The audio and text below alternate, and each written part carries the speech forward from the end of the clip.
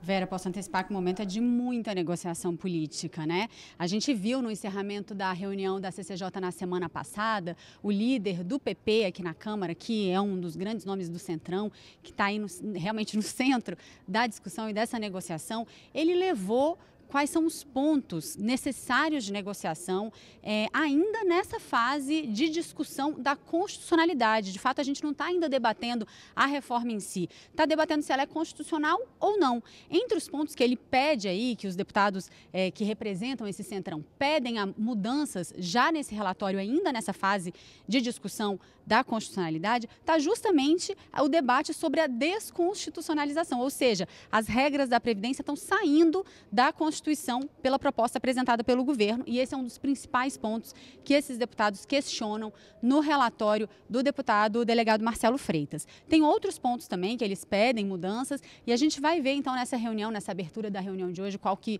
foi o resultado dessas negociações, dessas reuniões. Ontem a líder do governo no Congresso, a deputada Joyce Hasselmann, ela se posicionou sobre isso, ela falou, entre aspas aí, né, se for preciso dar um pequeno passinho para trás para a gente andar 10 passos para frente, é muito mais inteligente fazer essa negociação. Então está todo mundo na expectativa da abertura dessa reunião aí da CCJ às 14h30 para ver se houve mudanças nesse relatório, se é possível que hajam mudanças. A gente vai conversar com líderes que estão aqui com a gente, o deputado Cabo Júnior Amaral, que é do PSL, é vice-líder do partido, e também o deputado Rogério Correia, que é do PT de Minas Gerais e é vice-líder do partido também. Deputado, vou começar conversando com o senhor. O senhor tem alguma informação aí de bastidor se essas negociações avançaram ao longo do feriado? Bom dia a todos. Na verdade, a gente prefere se restringir nas informações nesse momento para não atrapalhar as negociações.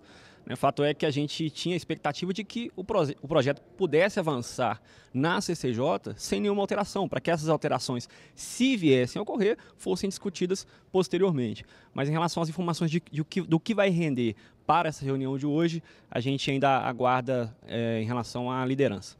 Em relação aos dados que os deputados questionam, alguns foram inclusive questionar na justiça a abertura desses dados, né? Por que esses dados sobre o impacto financeiro da reforma não constam dessa proposta? Realmente eu não sei lhe informar o motivo de não vir esses dados de forma completa. Fato é que a gente precisa destacar que o governo já está correndo atrás para disponibilizar esses dados até na quinta-feira. Vem sim alguns dados disponíveis, mas de fato a oposição está cobrando ainda maior detalhamento em relação a isso, a esses cálculos, essas contas, e a gente aguarda que na quarta, mais tardar na quinta-feira, já se solucione isso. Deputado Rogério Correia, sua análise sobre isso, o senhor acha que é possível? Primeiro vamos falar sobre esses dados do governo, né? Por que o senhor interpreta que isso não foi apresentado ainda? Houve já uma liminar negando o pedido de deputados de ter acesso a esses dados. O senhor acha realmente fundamental que esses dados cheguem antes dessa etapa de análise da constitucionalidade? Na verdade, a liminar que foi negada é no sentido de paralisar os trabalhos da CCJ antes de chegar os dados. Mas os dados em si, o próprio governo já está se comprometendo a enviar, porque são necessários. O ministro Paulo Guedes tem falado numa economia de R$1 trilhão, mas em cima de que essa economia se dá? Nós da oposição temos dito que se dá fundamentalmente para aqueles do regime geral da Previdência.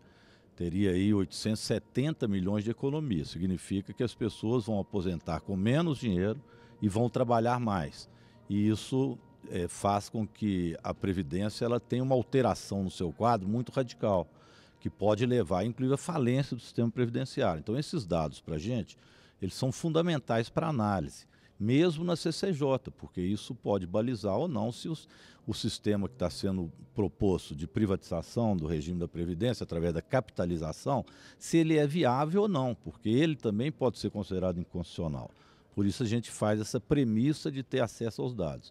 O segunda questão são os acordos que estão sendo feitos, e são justos que sejam feitos, entre o governo e uma parte do governo, que é o Centrão, que trará alterações no texto. Essas alterações também nós não temos conhecimento, não estamos participando desse debate. Então, provavelmente, nós vamos solicitar um prazo para quem tenha conhecimento das alterações e dos dados.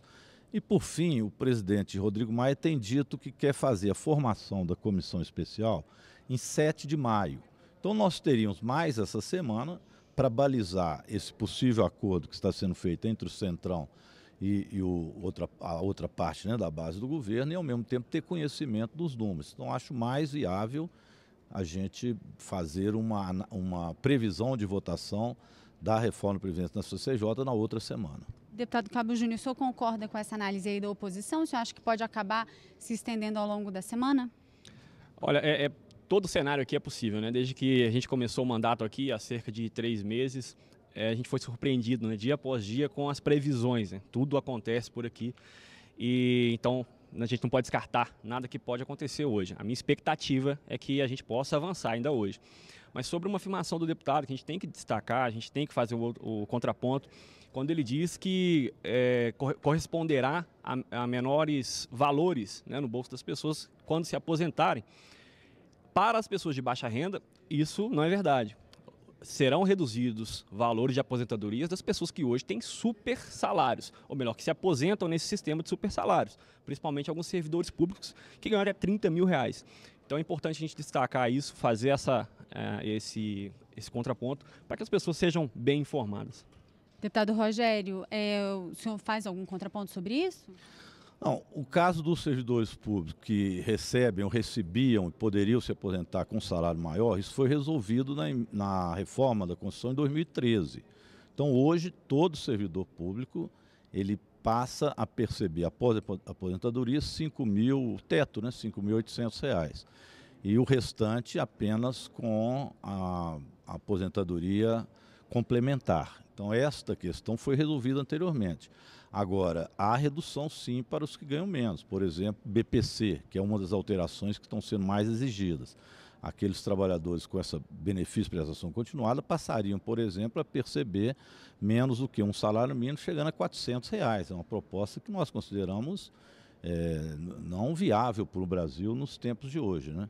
Também em relação ao prazo de aposentadoria do trabalhador rural, que passa necessariamente de contribuição de 15 para 20 anos, vai inviabilizar muito se aposentarem. Uma professora, o caso meu de um professor, ele passa a aposentar agora para ser integral com a contribuição de 40 anos. Então a professora terá que estar na sala de aula, no ensino médio, no ensino de educação infantil, ensino fundamental, com até 70 anos de idade. Então as pessoas que não têm privilégios estão, no meu entendimento, sendo prejudicadas sim por vários pontos da reforma. Tudo isso deve ser discutido também nessa fase depois de mérito, né, na comissão especial. Muito impacto dessa discussão da reforma da Previdência, inclusive aqui no plenário, nas votações de plenário. Na semana passada já acabou que não houve nenhuma votação. Hoje o plenário está com a pauta aí de 3 medidas provisórias, mais outros projetos de lei. Uma MP está perdendo a validade hoje, teria que ter sido votada já para poder ter seguido para o Senado. A gente vai dar uma olhadinha então na pauta do plenário, no que a gente pode esperar de votação do plenário para essa semana na reportagem da Dini Moraes. 3 medidas provisórias estão à disposição para serem votadas esta semana aqui pelo plenário da Câmara. E isso já desconsiderando a que trata de distribuidoras da Eletrobras, que perde a validade nesta terça-feira sem ser apreciada. Vamos falar um pouquinho sobre as que podem ser votadas. A primeira medida provisória é direcionada aos hospitais sem fins lucrativos, como as Santas Casas, que atendem cerca de metade dos pacientes do Sistema Único de Saúde, mas tem uma dívida de mais de 20 bilhões de reais. A questão aqui é criar regras para empréstimos com dinheiro do FGTS para esses hospitais. Há concordância sobre o assunto, exceto sobre uma taxa de risco, cobrada além dos juros. Isso é extremamente importante. Há muitos hospitais fechando na nossa nação, no nosso estado de Minas Gerais também. E são essas entidades, hospitais e Casa Santas, que têm socorrido a saúde do povo brasileiro. No texto será fixado, vai estar fixado uma taxa de 3%, uma taxa de risco adicional de empréstimo de 3%. Não vai beneficiar, porque boa parte dessas instituições não vão ter capacidade de melhorar a sua situação financeira acessando essa linha de crédito. Repito, juros elevados, taxa de risco, e num contrato que tem garantias privilegiadas. Outra medida provisória afeta empresas brasilienses. Isso porque transfere a junta comercial para o governo do Distrito Federal. A junta comercial do Distrito Federal era a única vinculada ao governo federal. A empresa ela demorava quase 10, 15 dias para que ela fosse aberta, né? Ela fosse constituída. Quando nós já transferimos para o DF, isso já foi feito um teste e a empresa em um dia conseguiu o registro, conseguiu abrir a empresa. Então você veja o quanto de tempo que se economizou. A terceira medida provisória tem a ver com aeroportos. Cria uma empresa para administrar essas infraestruturas. A NAVE, Brasil Serviços de Navegação Aérea. A estatal é resultado da diminuição de funções da Infraero, que pode vir a ser vendida ou extinta.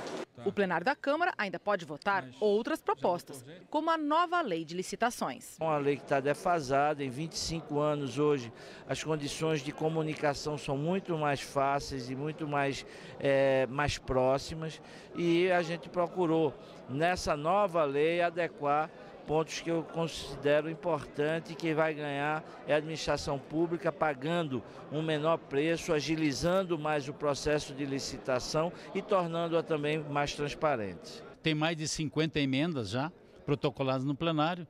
Eu fiz aqui um protocolo de 10 emendas, sei de meus colegas do PSD que também fizeram algumas emendas, tentando melhorar ainda mais a Lei Geral de Licitações para o nosso país. Esses são assuntos previstos na pauta oficial de votações aqui do plenário da Câmara.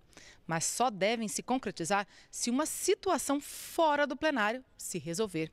É que esta vai ser mais uma semana em que as atenções dos deputados não estarão aqui, mas sim lá na Comissão de Constituição e Justiça, onde a proposta de reforma da Previdência pode passar pela primeira etapa de análise pelos parlamentares. Proposta esta que é considerada a mais importante em tramitação no Congresso. Deputado Cabo Júnior, sua análise sobre o plenário. Primeiro, o senhor acha que tem alguma votação ou a gente fica, de fato, ali dependendo do avanço lá na CCJ? A gente está dependendo, sim, do avanço da CCJ, né? É o que tem se falado aqui. Infelizmente, levanta-se muita questão meramente protelatória, né? A gente sabe que a oposição está fazendo o papel dela, mas isso aí é perda de tempo, é gasto para o povo brasileiro. A gente precisa de avançar na discussão.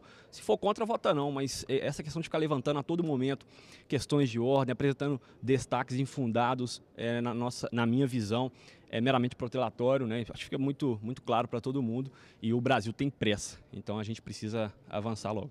Se votar alguma coisa no plenário, qual seria a sua aposta? Realmente é difícil, né, de fazer, mas as medidas provisórias que foram apresentadas são muito importantes, né? A gente precisa de, e todas três, né, trata de alguma maneira de desburocratizar. A gente tem que tirar o Estado, tirar as mãos do Estado das mãos de muita coisa. O Estado quer cuidar de tudo e acaba não cuidando de nada, sem contar que historicamente empresas públicas estatais servem para aparelhamento e corrupção. Então, tudo que puder desburocratizar, reduzir a participação do Estado nessas administrações, melhor. Deputado Rogério Correia, o senhor concorda? Qual das medidas provisórias o senhor acha que poderia ser votada de fato? Acho que pode-se fazer um acordo de buscar a votação de todas as medidas provisórias, o que ajuda a destrancar a pauta. Mesmo tendo várias emendas, nós avançaríamos nesse ponto. Bem porque acho difícil na CCJ se avançar numa discussão onde nós não conhecemos o texto ainda, porque ele será modificado, e não temos os dados. Repito, o próprio presidente tem dito que quer instalar apenas em 7 de maio a comissão especial. Então, o mais sensato é um acordo dentro da Comissão de Justiça, remeter para a semana que vem, para que tenha maiores conversas sobre o relatório, que a oposição tenha conhecimento dos números que foram escondidos pelo governo, e, a partir daí, nós podemos avançar dentro do plenário nessas medidas provisórias, que são também importantes e destravam a pauta, ajudando, inclusive, posteriormente, no andamento de outras matérias.